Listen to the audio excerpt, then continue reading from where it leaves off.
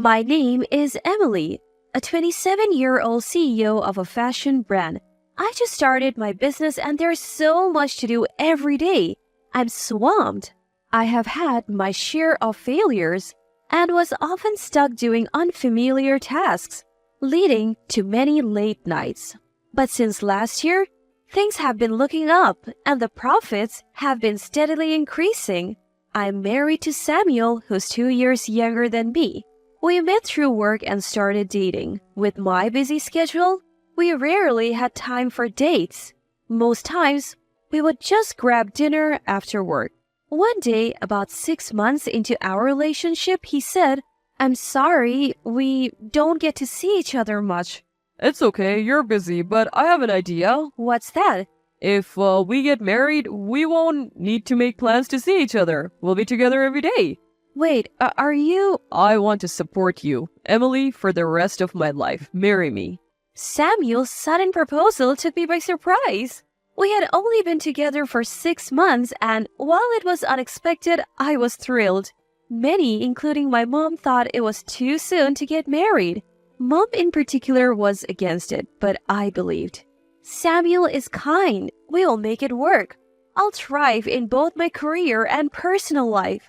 Looking back, I might have been too optimistic. Now that I think about it, I was overthinking it too easily. I can't believe it would end like that. At first, Samuel was incredibly supportive. He would always check in on me, especially on my hectic days. When things weren't going well at work, he would say, You got this, Emily. I'm rooting for you. "Thanks." I'll support you in any way I can. There were times when he would call out to me and encourage me. He would even cook dinner for me when I worked late, but this honeymoon phase didn't last long. Soon, we started bickering over small things.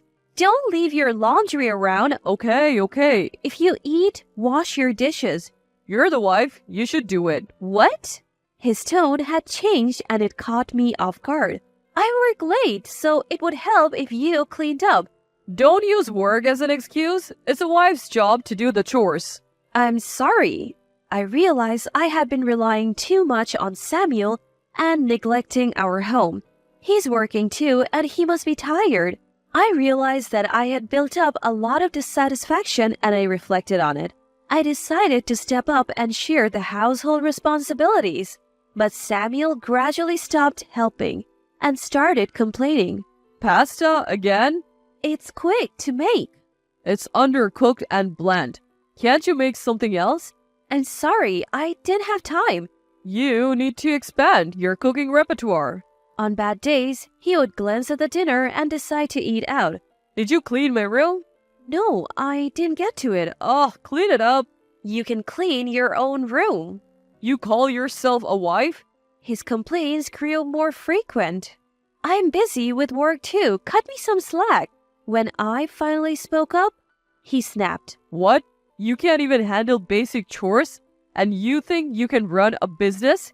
He suddenly started yelling loudly and threw a cushion next to me at me. When I got scared and didn't say anything in response, he started to yell at me. You're trying to be bossy and say you're busy just because you're the president, but I'm also working. "I know you're working too, but..." Don't act like you're the only one who's busy. You're not cut out for this. "What?" A woman CEO? That's a joke. You're bound to fail. Haha. "That's mean." If you're upset, then cook better and clean properly. I ran to my bedroom, tears streaming down my face. "You used to say you supported me. Did you always feel this way?" From that moment on, I felt a distance growing between Samuel and me. He would occasionally complain, but I never talked back. Fearing another argument, Samuel started going out more even on his days off, and sometimes he wouldn't come home at night. Our conversations dwindled, and we barely spoke. I began sleeping only 3-4 hours a night. I would head to work early in the morning and come home late, cleaning, doing laundry, and preparing meals for the next day. This exhausting routine took a toll on me, both physically and mentally. Hey, how long are you going to sleep? I was jolted awake by Samuel's voice. In a panic, I checked the time. I was running late. It seemed I had fallen asleep on the sofa the previous night. Oh no, I'm going to be late. What about breakfast? Can't you do that yourself for once? In my rush, I accidentally let my true feelings slip. You make it. It's your fault for oversleeping. I started yelling, but I really have to go. As I headed for the door, he grabbed my arm tightly. Ouch! He yanked me back, pushing me onto the sofa. What are you doing? You think I can go to work hungry? I was terrified by Samuel's aggressive behavior. Fearing he might get even more violent, I decided to make breakfast quickly after informing my colleagues I would be late. Samuel ate the freshly made meal in silence. As I tried to leave quietly, he suddenly threw his plate on the floor. This tastes awful. The plate shattered and the food scattered everywhere. I'm not an animal. Don't feed me this garbage. Terrified, I ran out of the house. I was scared to go home that day. I wondered if I could ever have a peaceful life with Samuel. Lately, due to the stress at home, I found myself dozing off during meetings, and it started affecting my work. When I came home after working late, Samuel was still awake. Welcome back. That's what he said. He rarely greeted me like this. The mess from the morning was cleaned up and the broken plate was gone. It felt eerie, as if nothing had happened. I finished my chores as usual and Samuel brought me a cup of coffee. How was work? Thanks, it's going okay. I was taken aback by Samuel's sudden kindness. We're doing better, profits are stabilizing. That's good. Keep it up. I'm going to bed. Maybe he felt remorseful about the morning and was trying to be nice. That's all I thought about it at that time. But the next month, I noticed something odd. Can I ask you something? What? Your paycheck was really low this month. Did something happen? I changed jobs. What do you mean? You're earning well, so it's not a problem, right? Well, we're managing, but when my income became stable, Samuel quit his job on a whim and started working part-time. He was hardly committed, often skipping work. He also began bar hopping till the early hours. His sudden kindness was not out of remorse, but to check on my earnings. I couldn't hold back my anger anymore. I can't bear to live without working, playing with other people's money and not helping out with the housework. What's your deal? What? You quit your job without discussing it and you're out drinking every night? Isn't that strange? So what? You're the one earning. But you're spending my money on drinks more than our living expenses. Then earn more. Haha.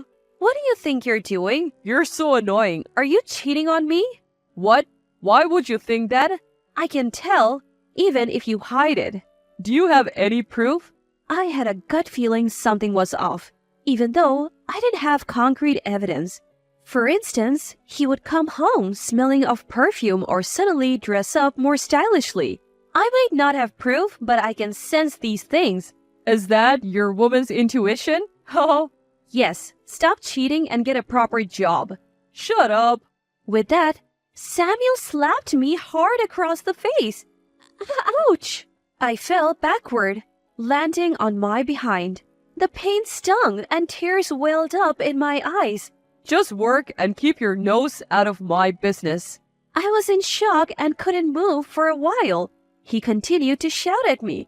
You probably got cheated on because you're not attractive enough. I couldn't believe Samuel was capable of this. I couldn't confide in anyone about Samuel. My parents had been against our marriage, and I had a weird sense of pride about not showing weakness at work. A few days later, I had to go on a business trip.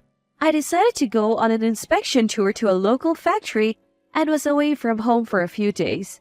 I felt a little relieved. Thanks to my business trip, I can get closer to Samuel. Recently, due to Samuel, my fatigue was at its peak. During my business trip, I didn't have much to do other than sightseeing, so I was able to return to the hotel early and rest. I got to relax at a spa resort nearby, enjoying delicious meals and felt rejuvenated. I decided that if Samuel ever got violent again, I would divorce him. When I returned from my trip, I noticed the garbage area was overflowing. Did someone move out? Upon closer inspection, I recognized all the items. Wait, these are all mine. I rushed inside and found a woman's jacket. Huh? Why? When I rushed into the house, there was a woman's jacket lying there. I realized he had brought another woman home. You're back already? Haha. Whose jacket is that at the entrance, and why did you throw out my stuff? Just get out of here. Huh. What? He laughed maliciously. Turns out I won the lottery, huh? The lottery? Yeah. I was with you for the money, but I don't need you anymore. Haha. It seemed Samuel had married me for my wealth. With this money, I don't need to be with you. I can live the good life. Haha. The realization that he had been using me all along fueled my anger. You can't even cook. You were the worst wife ever. Huh. Just sign the divorce papers. He threw the papers at me. They already had his name and signature. All I had to do was sign. At that moment, I decided to make him regret deceiving me. I went to my room and found a woman hiding there. My room was already furnished, with new items indicating he planned to live with her. After confirming this, I turned to Samuel. I'll see you in court. I left those words behind and stormed out. I immediately informed both my parents and Samuel's parents about everything. We told you so. I'm sorry. My mom said through tears, and I regretted not listening to her. Samuel's parents apologized profusely. We are so sorry for our foolish son. I'm planning to take legal action. We think that's only fair. Samuel's parents were always so kind to me. It broke my heart to have to share such news with them. After speaking with them, I reached out to a lawyer I knew to prepare a case against Samuel for domestic violence and infidelity. The lawyer whom I met through work was top-notch with a wealth of experience in such cases. He was a rock. It must be tough for you. Leave the court proceedings to me. Thank you so much. We will get every penny we can from the divorce settlement. Thanks to him, we won the case and I was awarded substantial amount. No amount of money can truly heal the pain I felt, but it did bring some closure. A while later, I received a call from Samuel, probably after he saw the bill. I thought of giving him a piece of my mind, but when I answered, he said, Got the bill, huh? Haha. To me, that's just pocket change. Doesn't hurt me one bit. Too bad for you. Haha. I hung up without saying a word. How could he consider such an amount trivial? Did he win the lottery or something? I felt defeated, thinking my revenge had no effect on him, but I decided to move on, focus on my work and forget about Samuel. A month later, he called again. I'm sorry, I was wrong. Samuel, suddenly apologetic, caught me off guard. What now? Turns out I misunderstood the lottery results. I didn't win. I couldn't help but laugh. Karma does exist. Oh, you think we can start over? Are you kidding? Work hard and pay the settlement. But how can I? Weren't you the one saying it's just pocket change? I'm sorry, can you reduce the amount? I really can't afford it. No way. I'm really struggling right now. You should have thought of that before. Look at the bill, and you'll see how much pain you caused me. Yeah, I understand, but I can't afford to pay that much money. Can I borrow from the woman I cheated with? She left me when she found out I didn't win the lottery. Sounds like she was just after your money, huh? Well, poor thing. You were just looking for money. She was the worst. You're the one to talk. I finally realized how amazing you are. Please, give me another chance. Likely another lie. It's not. Please, forgive me. No way. Make sure you pay up. Goodbye. Wait, please. After that, he kept calling, but I blocked his number. Seeing karma catch up to Samuel was truly satisfying. In the end, Samuel couldn't find a job and couldn't pay the settlement. His parents had to step in. Because of this, he was kicked out of his family home and disowned by his relatives. I wonder where he is now. But it's none of my business. As for me, life's been great. My company has grown, and I have been able to hire more people. I am less stressed, sleeping better, and feeling healthier. I even found the right man and got married. He is nothing like Samuel and remains kind no matter how much time passes. He supports me, compliments my cooking, and helps around the house. I'm living my best life now.